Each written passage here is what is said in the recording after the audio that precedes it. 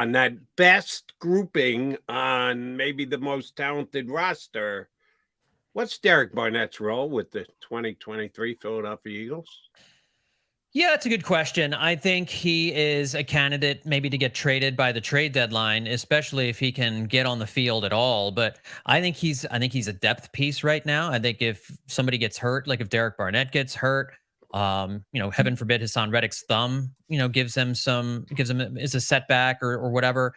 Well, good sign. Nolan Smith had missed 5 consecutive yeah. practices, but he was back at practice. So that's a good sign. And that makes, Derek less important if Nolan Smith is able to play. Mm-hmm. It is a nice insurance policy. But yeah, I kind of talked about, and Jody brought it up with Kentavious Street as well at defensive tackle, John.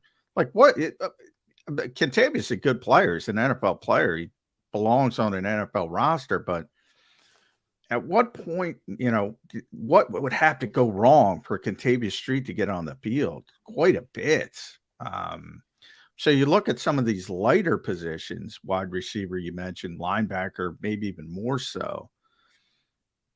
It doesn't make sense to maybe keep a less talented linebacker than Kentavious Street, or maybe a fourth tight end in Grant Calcaterra, or maybe a less talented wide receiver than those guys. We're nitpicking, which that tells you how good the Eagles are roster-wise when you nitpick this kind of stuff. But hey, why not? Well, and it sounds like they're stashing some guys on the practice squad that they can elevate in the first couple weeks of the season and then make a decision on after that. So there's the possibility, like they're going to have these 3 wide receivers that they went out and re-signed to the practice squad, guys that they like too. They might bring up, to be a 5th wide receiver on game day, that sort of thing.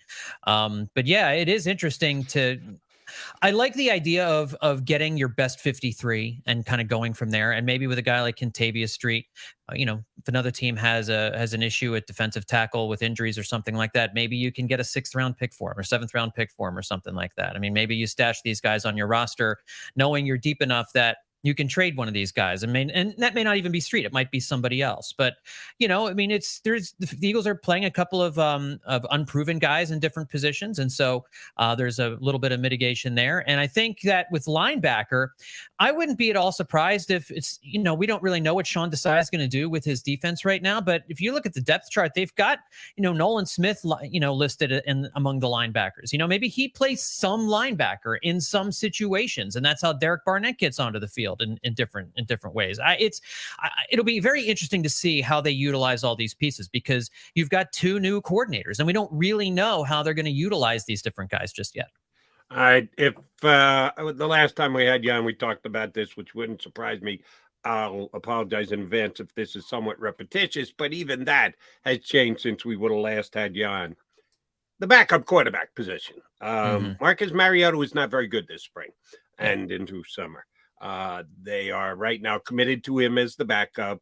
I thought, could Tanner McKee be the guy? Could he step in? Would they cut Marcus Mariota? Marcus is here.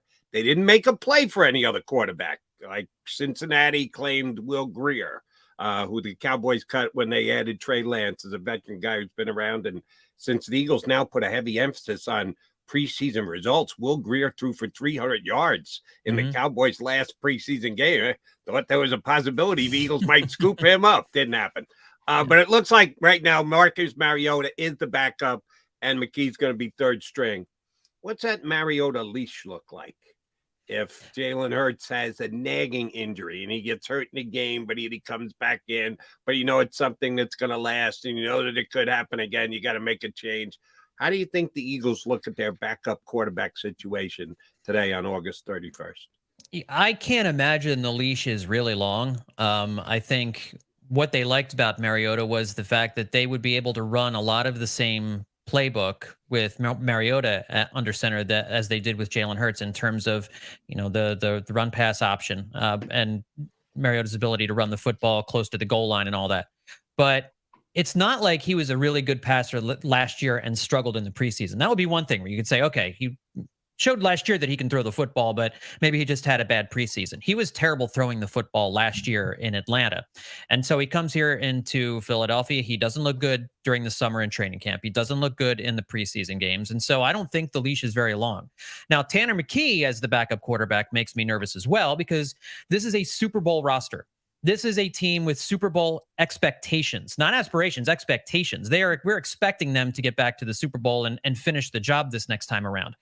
And while it worked for the 49ers last year with Brock Purdy, I'm not so sure handing the keys over to a rookie 6th round draft pick for a team with Super Bowl aspirations is the right answer either. So my thinking is Marcus Mariota enters the season as the backup quarterback, obviously. But if there's an issue with Mariota, there are other guys out there, some veterans who I think if you needed somebody for a game or two, or, if that's what you want out of a backup quarterback, you need somebody who can win basically like 2 out of 4 games if your quarterback goes down.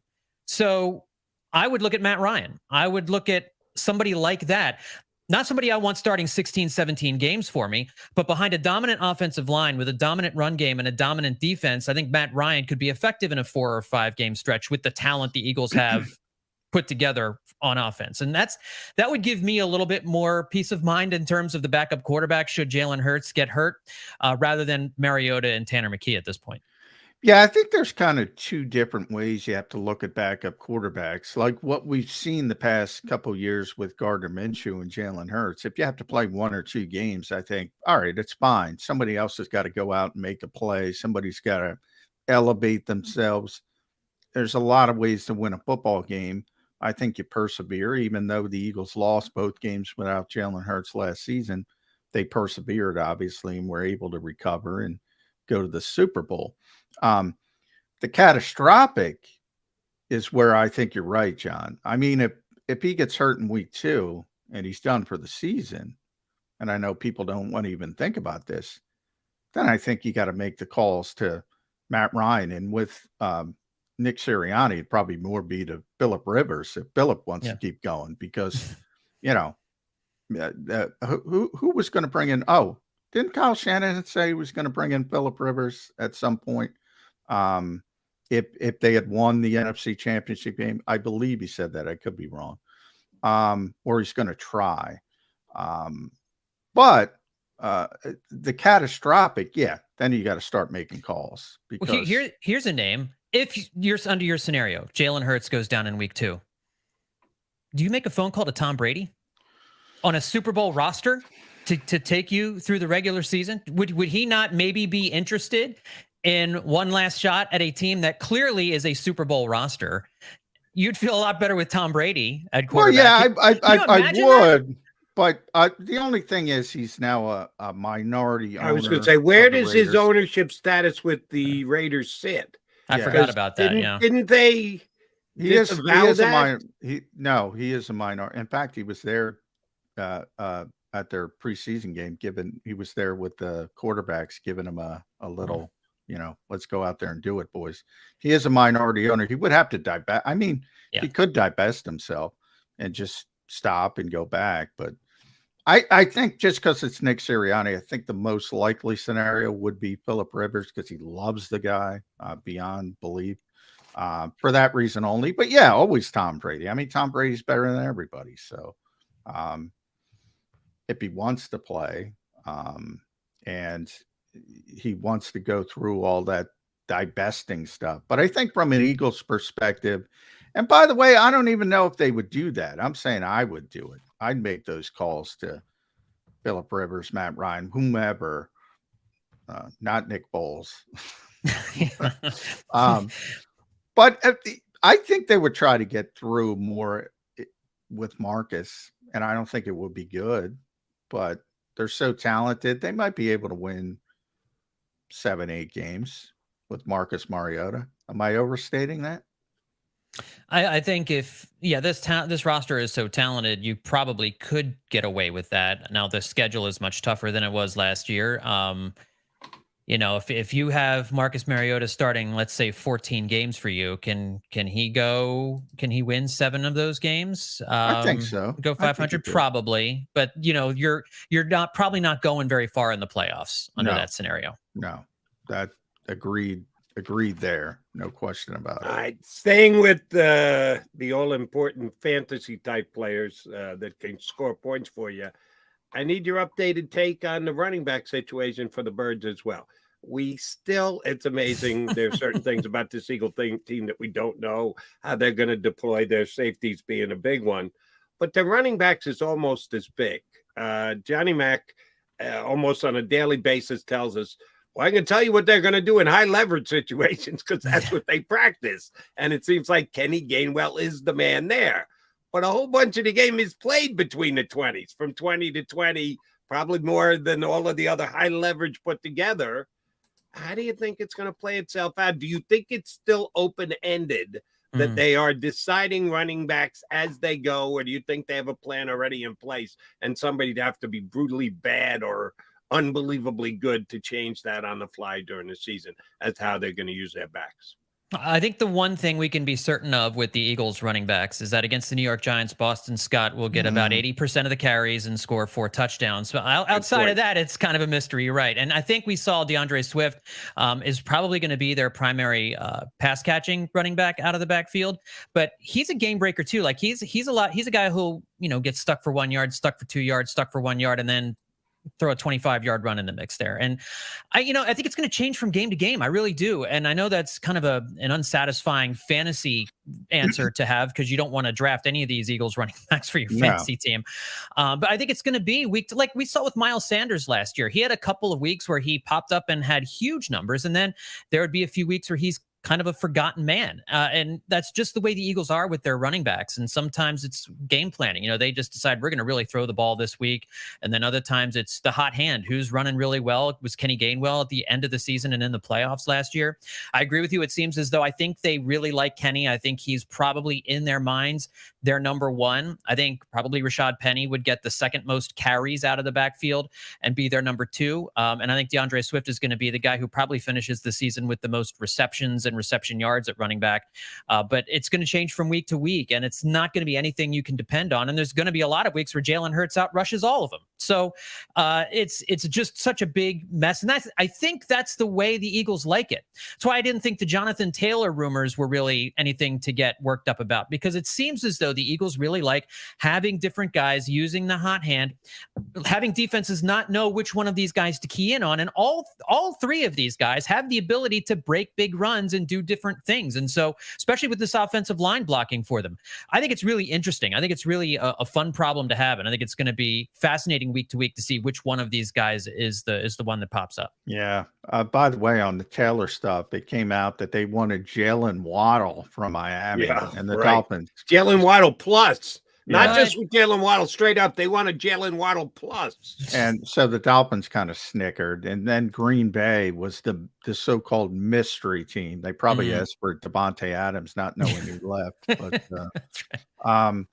yeah, I mean, when are we going to get past the Eagles and running backs? Oh, we talk about Bijan Robinson, the draft. We talk about they're not paying a running back the top of the line money. It's the same thing with the waiver wire, John. I said we're going to lose this guy in waivers. 24 guys got claimed.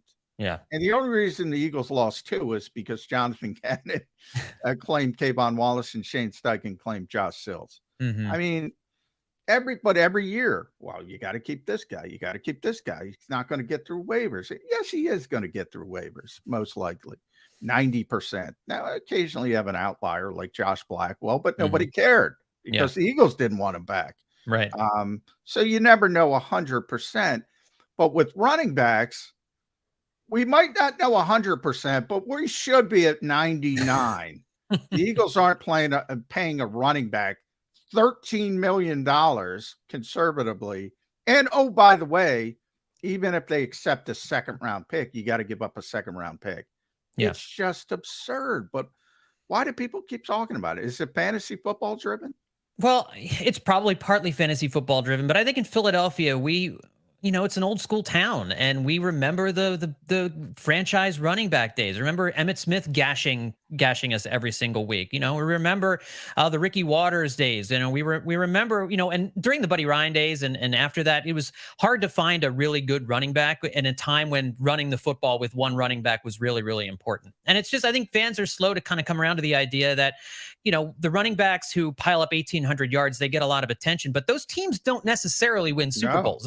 They don't necessarily pile up regular season wins. We know that passing the football is how you win in this league. And so you're going to divert your resources to that. And the Eagles have done a tremendous job over these last few years since Doug Peterson came, mixing up running backs, you need a good offensive coordinator and a good play caller to know who to use and when. But I think the Eagles have had that, and I think they'll have that again this year. So I think maybe there's just that level of uncertainty of not knowing whether or not the Eagles will utilize these guys all the right way is maybe part of the apprehension. Whereas with, I think fans also just don't want to worry about stuff. And if you've got Jonathan Taylor in the backfield, you don't have to worry about who's getting the ball, and you don't have to worry about how good he is. You know how good he is. You know he's going to get the ball. It's just something you can check off. And so but it is a disconnect. The Eagles don't need that, especially with this offensive line. Especially with this quarterback, too. And this quarterback, yeah. But I will say this. Did you guys see what Chris Ballard said about Jonathan Taylor yesterday? Now, he said all the right things. Great player. We want him. We love him. But he also said, for all the people saying Jonathan Taylor, we won 4 games last year. He said that, which I don't think is a good thing to do as a GM with a good but I mean, he was like, we stink. We stink with the great running back. He basically said it. Right. But he had to say that because the only other answer was go talk to Mr. Irsay. These decisions are being made over my head. So that's true too. He had to fudge something to come up with an answer as to why they won't give Jonathan Taylor a fair contract. So that's what he went to. The old Ralph Kiner line, led the National League in home runs. Branch Rickey offered him a pay cut. He said, I led the league in home runs. He said, we finished last. We could have finished last without you. Sorry, Ralph signed the contract. It's a good point, by the way. We could have finished last without you. I love that line. Branch Rickey said many years ago with the Pittsburgh Pirates. All right, but here's the defense of Eagle Nations and the running back situation. I don't know that they'll have to have one guy and focus in. I think they'll cut Brian Johnson and Nick Sirianni the slack to say, all right, you know your guys, you know how to use them. They all better produces to what is expected. And, oh, by the way, Rashad Penny's average yards per carry is like over 5.5, right? 5.7 career for Rashad Penny. What's DeAndre Swift average yards per game? Kenny Gainwell, they're going to look to pump him up slightly. They're playing behind the best offensive line in all of football. Yeah, it all comes down to production. When they get the ball, whoever gets the ball, I think they're open-minded, Eagle fans, to say, all right, I don't care who's getting the job done, just get the job done. They'll be fine with it.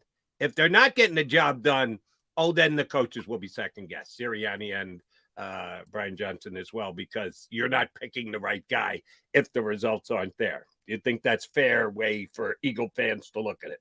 Yeah, I think so. And especially because Brian Johnson's in his first year as a play caller. They'll wonder if he's got as good a feel for the game and a good feel for his personnel as Shane Steichen did. And it might not be quite as good because Steichen was pretty unbelievable as a play caller and just having that feel for what to do and when. But I think that with Jalen Hurts as your quarterback as well, we saw it when he went down and missed those 2 games. The running game as a whole suffered because they didn't have to worry about Gardner Minshew running the football. And so they could key in on the running backs. Defensive linemen could key in on the running backs, and Miles Sanders had a tougher time. The rest of the running backs had a tougher time running the football. Jalen Hurts is in there. I think all of these running backs are going to have a lot of success. If Jalen Hurts is out and Marcus Mariota is in there, they probably maintain a similar level of success. And that's one of the reasons why you have Mariota in here, is because he does give you that element of running the football. And so if they do go a different route, then I do think that could affect the running backs, but I don't know and that's where maybe having Jonathan Taylor makes a bigger difference. Like if Jalen Hurts is not there and you don't have a running quarterback, this offensive line is still good, but then he would really, really help. Yeah. And I think with Jalen Hurts back there, this running back situation they have makes a lot more sense. Yeah. And running back, a lot of teams use, I'm not a big fan, to be honest, of a committee approach. I'd rather have a 3-down back, but it's a rotational position in the NFL. So not as concerned. what isn't a rotational position, John, is safety. Mm-hmm. And are the Eagles going to use a rotation? And I think that's a bad sign. If you're using a rotation at safety, I think that's a bad sign. Yeah, I would rather them just have two guys who are the clear starters, and a guy who's their backup, and a number 4 who can spell those guys as well. Ideally, you'd like to see Blankenship, and you'd like to see Sidney Brown. I mean, it seemed like he had a pretty good camp. You'd like to see those guys be the guys. I mean, I know Terrell Edmonds is going to get a chance to, maybe he'll be the starter. Justin Evans had a really good camp. I mean, I kind of like the group. I think that it's a little bit better of a group than I thought it was going to be at the start of training camp. I like how some of those guys played. I would have liked to see, it would have felt better to go out and get another established veteran, kind of like they did with CJ GJ last year. That opportunity apparently just hasn't presented itself yet. But I don't like rotating guys in at safety. I agree with you. I think it's much better if you have two guys who are your starters and then two guys who are your backups. Now, that being said, Blankenship, everybody's talking him up as a potential Pro Bowler in the making here. And if that's the case, maybe you can get away with a rotation at the other position. But to me, that's not the ideal way to go about it. And, we'll have to see what Desai does. But I think it's best if you have two guys you're throwing out there for the majority of your snaps. But here's one fear I have at the safety position this year, and feel free to talk me back off the ledge if that's what's necessary. Blankenship is going to play, and we know he's going to play. And if he stays healthy, he's probably playing every single snap. If either Evans or Edmonds grabs the job, get first play in New England, and they're playing well, and they end up playing almost all the snaps, I get it. I'm good with that. Somebody can win this job, and I think it's a veteran guy right now who's going to get the nod for game one. And if they stay there, okay, fine. Tell me that Sidney Brown is going to get more than 32 snaps this year, because last year that's all Nakobe Dean got. They had two guys who played well, stayed healthy, never came off the field, and now Nakobe Dean's got to be the key guy to running the whole defense with 32 snaps under his belt.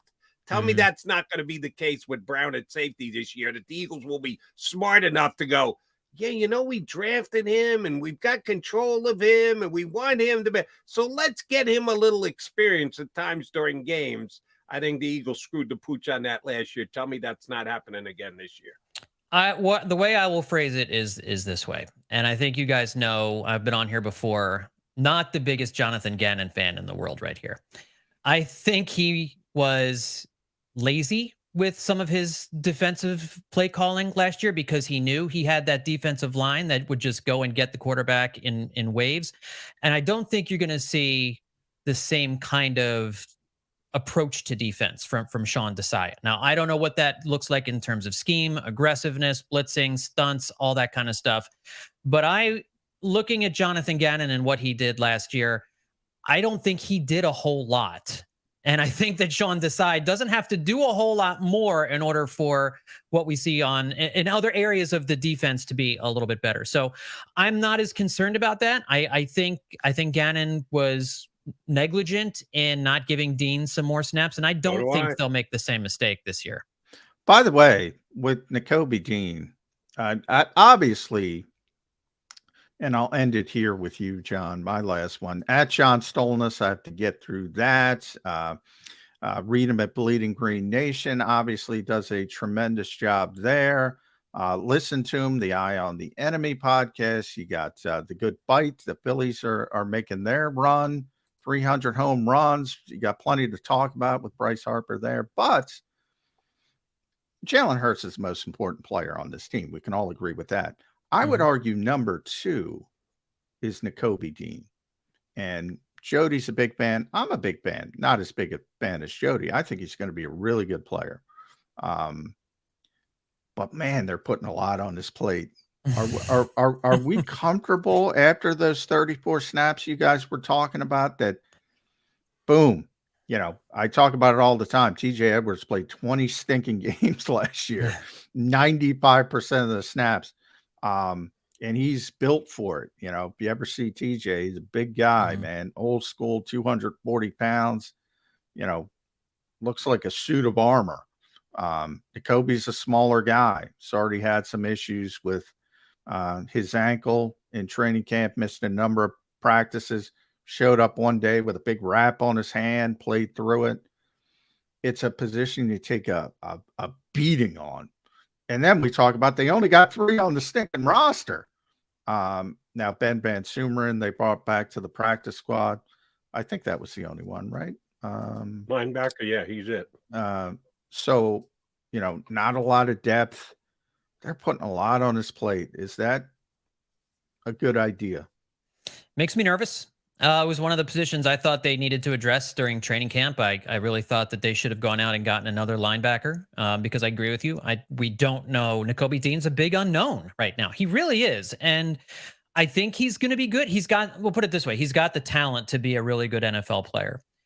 But he hasn't proven anything, and that's okay sometimes, to go with an unproven player. But they are making him like the defensive captain. He's going to be calling the plays, and they desperately need him to be the guy. And you're right, it makes me a little bit nervous, and I'll say a little bit more than a little bit. And it makes me quite a bit nervous that so much is laying on his shoulders, and it's kind of not fair to him, to be honest with you. And I agree with you. I think he's going to miss some games this year. I think he's going to probably, he's a lighter guy. You mentioned he's gotten dinged up a bit in training camp. Wouldn't be at all surprised if he misses a game or 2 or 3 during the course of the season. And then if that happens, what do? Do they move Nolan Smith to linebacker for some plays here and there? Because you've got Christian Ellis all of a sudden elevated to the starting lineup with Zach Cunningham. Do they go out and do they bring back Nicholas Morrow? I think there's a chance that you guys are talking about him before I popped on. There's a chance they bring him back right before week 1, so as maybe not to have to pay him a whole year, the whole year's salary that they had agreed to before. So there could be some contract stuff going on there, but I wouldn't be at all surprised if he does come back in the near future, just to kind of be another veteran body there who, if Dean goes down, he may not be great, but you could probably slide him in there and get away with it for a game or 2. But no, it does. It makes me nervous too, John. And I don't know if I'd say he's the most important guy outside of Jalen Hurts. I tend to think Lane Johnson. You look at their record when he doesn't play. He'd probably be my number 2. Yeah. But at the end of the day, Dean on defense, absolutely, I think is outside of Hassan Reddick, I think is the most important player. All right, let's get one more. And your last question is going to be multiple choice, so we'll let you go easy out the door. All right. And we're keeping the nervous meter out, okay? Okay. I'm going to give you 3 choices. What are you most nervous about next Sunday in New England versus Patriots for the Eagles opener? A, the fact that Bill Belichick is still coaching the Patriots, and he's pretty good. B, it's all hail Tom Brady Day in New England, and the crowd's going to be pretty pumped up, and the Patriots might be able to take something from that and run with it. Or C, nervous? Come on, we're talking about Eagles Patriots. Look at these 2 rosters. Why the hell would I be nervous, Jody? A, B, C. I'm more in the camp of C, to be honest with you. Okay. I think with the Tom Brady thing, I think that generally gives a team a rush during the first 7 to 10 minutes of the ball game. And the Eagles, I think, just need to kind of withstand the initial surge from the crowd. And then, talent generally wins out on things like that. I mean, we've seen a lot of instances where, you have these Eagles games where you have a big emotional moment in the beginning and the team kind of rides it. And then as the pace of the game normalizes, the better team wins out.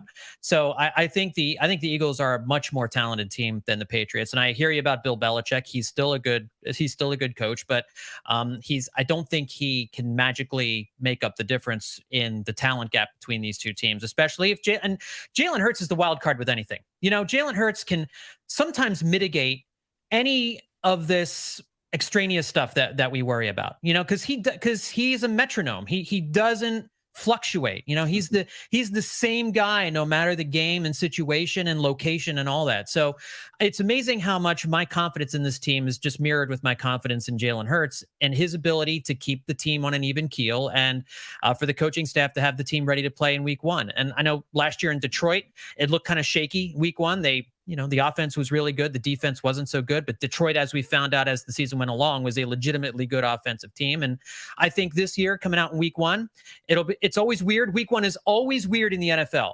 So it's a lot of feeling out process, but I'm not worried about Belichick and I'm not worried about Tom Brady Day. If the Eagles lose, I don't think it'll be because of either of those 2 reasons. All right. We appreciate it whenever you come on. And oh, by the way, I'll admit this right here on the air.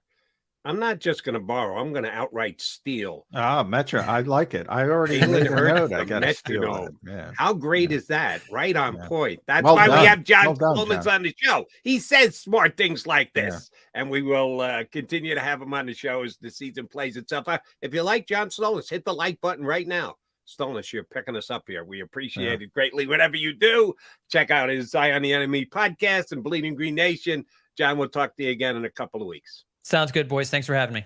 Thanks, John bud. Stolnis, see with us on Birds 365. Never heard anybody call Yeah, like it. Like it. Jalen Hurts. Making a note. Metronome. That is Way exactly to go, what John. Jalen Hurts is. Good point by JS. All right, McDonald and McMullen, we got to get our first break in. That's right, first break. Yeah. You got How about that? 57 straight minutes of Birds 365. Be thankful. Not good for the 550 sponsors. We out got to there. get it in. Got to get it in. Got to make the sponsors We'll happy. get the commercials in. No sweat. We got an hour and 5 minutes to go. McDonald and McMullen, a.k.a. Mac and Mac on Birds 365.